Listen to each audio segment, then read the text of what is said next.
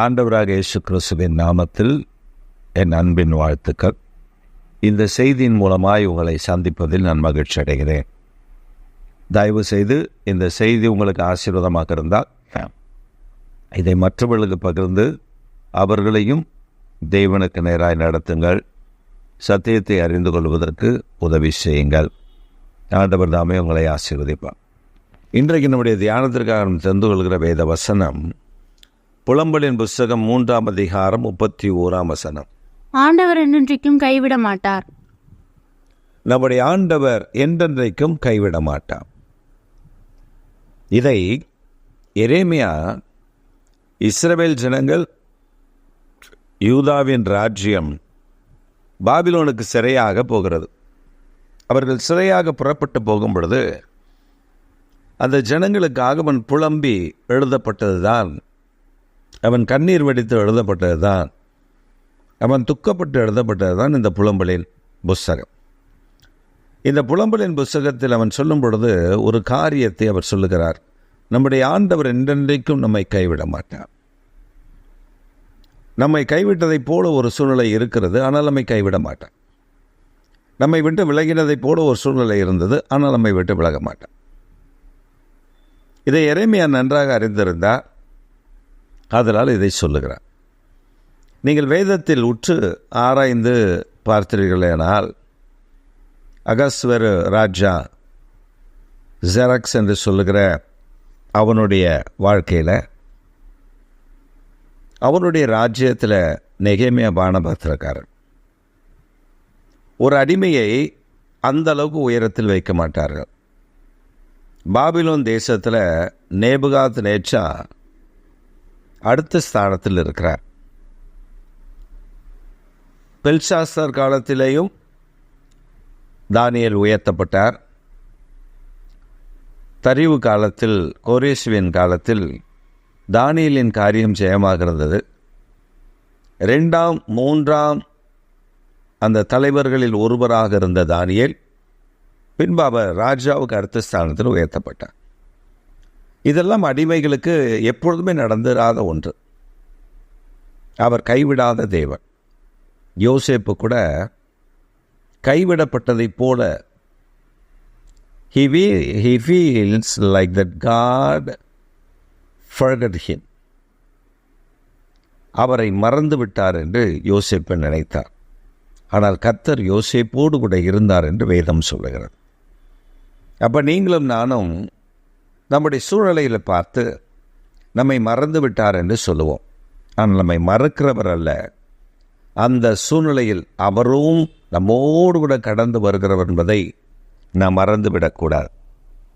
ஒரு சமயம் வட மாநிலத்தில் ஊழியம் செய்கிற ஒரு தெய்வ மனிதர் ஒரு மலையில் இருக்கிற ஒருவரை பார்ப்பதற்காக அவர் கீழிருந்து அந்த மலைக்கு மேலாக புறப்பட்டு சென்றார். அவர் சென்ற அந்த இரவு வெகு நேரமாகிவிட்டது. அவர் அந்த மலையின் மேல் அந்த கிராமத்தை அடையவில்லை. மழை வந்துவிட்டது. அப்பொழுது ஒரு இடத்திற்கு அவர் வருகிறார். அந்த இடத்துல 2 பாதைகள் பிரிகிறது. ஒன்று வலதுபுறம், ஒன்று இடதுபுறமாக போகிறது. இவர் எதை பின்பற்ற வேண்டும் என்று அந்த மழையிலே தெரியவில்லை. சரி, ஏதோ ஒரு பாதையில் நாம் போவோம், அந்த பாதை கண்டிப்பாக மேலே இருக்கிற அந்த மலைப்பட்டணத்துக்கு தான் போகும் என்று அவரும் அந்த பாதையில் கடந்து சென்று விட்டார். அவர் சென்ற பொழுது அந்த ஊர், அந்த மலையில் உள்ள ஒரு கிராமம், அந்த கிராமத்தில் இவர் யாரை சந்திக்க சென்றாரோ அந்த வீட்டார் இருந்தார்கள். இவர் கதவை தட்டின பொழுது அவர்கள் திறந்து ஆச்சரியத்தோடு அவரை பார்த்தார். இந்த நேரத்தில் ரொம்ப மிட் நைட்டில் வந்திருக்கிறீங்க, பயமாக இல்லையா, நீங்கள் எப்படி வந்தீங்க, ஏது வந்தீங்கன்னு சொல்லி அவரை விசாரித்து உள்ளே அழைத்து அவரை உட்கார பண்ணி எந்த பக்கமாக வந்தீர்கள் என்று கேட்ட பொழுது அவர் சொன்ன பாதை அவர்களுக்கு அதிர்ச்சியை ஏற்படுத்தியது. அப்பொழுது அவர்கள் சொன்னார், இல்லை, நீங்கள் அந்த பாதையில் வந்திருக்க முடியாது, வந்திருந்தால் உயிரோடு வர முடியாது. இவர், இல்லை, நான் அந்த பாதையாக தான் வந்தேன் என்று சொன்ன உடனே அவர்கள் காலை விடியும் வரை காத்திருந்து விட்டு காலை விடிந்த உடனே அவரை அழைத்து கொண்டு அவர் வந்த பாதை வழியாக புறப்பட்டு வருகிறார். அவரும் சொல்லுகிறார், நான் இந்த பாதையாக தான் நான் வந்தேன். அப்போ அந்த இடத்துல வரும்பொழுது 2 கால் சுவடுகள் அங்கே தெரிகிறது. இவர் வந்த பாதையிலெல்லாம் 2 கால் சுவடுகள். ஒரு குறிப்பிட்ட இடத்தில் வந்த உடனே 1 கால் சுவடு மட்டும்தான் தெரிகிறது. அப்போ இவர் கேட்கிறார் ஆண்டவர் இடத்துல, ஆண்டவரே, இவ்வளோ நேரம் நீர் என்னோடு கூட வந்திருக்கிறீர், இந்த ஒரு இடத்தில் மட்டும் 1 கால் சுவடு தெரிகிறதே. கைவிட்டதை போல அவர் உணர்ந்தார். ஆனால் ஆண்டவர் சொன்னார், நான் உன்னை என் கரத்தில் ஏந்தி கொண்டு வந்தேன், அதனால்தான் உன் கால் சுவடல்ல, அது என்னுடைய கால் சுவடு என்று சொன்னார். அந்த இடம் உலை, அதாவது புதக்குடி என்று சொல்லுவார்கள். அந்த இடத்துல யார் போனாலும் உயிரோடு திரும்ப முடியாது. ஏன்னால் அந்த நிலம் எதை போட்டாலும் உள்ளே எடுத்துக்கொள், அதை வெளியே விட்டுவிடாது, உலையான சேர். ஆனால் ஆண்டவர் அதை கடந்து வர அவருக்கு அனுக்கிரகம் பண்ணார். அவருக்கு தெரியாத அந்த இடத்துல உலையான சேர் இருக்கிறது என்று அந்த ஊர் ஜனங்கள் ஆச்சரியப்பட்டார்கள். இதுதான் நாம் கடந்து வருகிற பாதைகள் எல்லாம் சில நேரங்களில் கர்த்தர் நம்மை கைவிட்டாரோ என்று நாம் சிந்தித்து கொண்டிருப்போம். ஆனால் அவரை நாம் தாங்கி ஏந்தி சுமந்து வந்திருப்பார். இந்த அனுபவம் நம் அநேகருக்கு இருக்கும். இன்னும் அந்த அனுபவம் நமக்குள் தான் இருக்கிறது. ஒவ்வொரு நாளும் அந்த அனுபவத்தின் ஊடாய் கர்த்தர் நடத்துகிறார். நீங்களும் கூட இந்த செய்தியை கேட்டுக்கொண்டிருக்கிற அருமையான கர்த்தருடைய பிள்ளைகளே, நீங்களும் கூட உங்களை கைவிட்டதை போல் நீங்கள் உணரலாம்.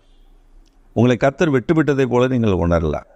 நீங்கள் எல்லாராலும் வெறுக்கப்பட்டு அவமானப்படுத்தப்பட்டதை போல உணரலாம். அவர் உங்களை கைவிடாதவர். ஆண்டவர் என்றென்றைக்கும் கைவிடுகிற தேவன் அல்ல. அவர் உங்களை கைவிடாதவர். அவர் உங்களை சுமந்து வருகிறார்.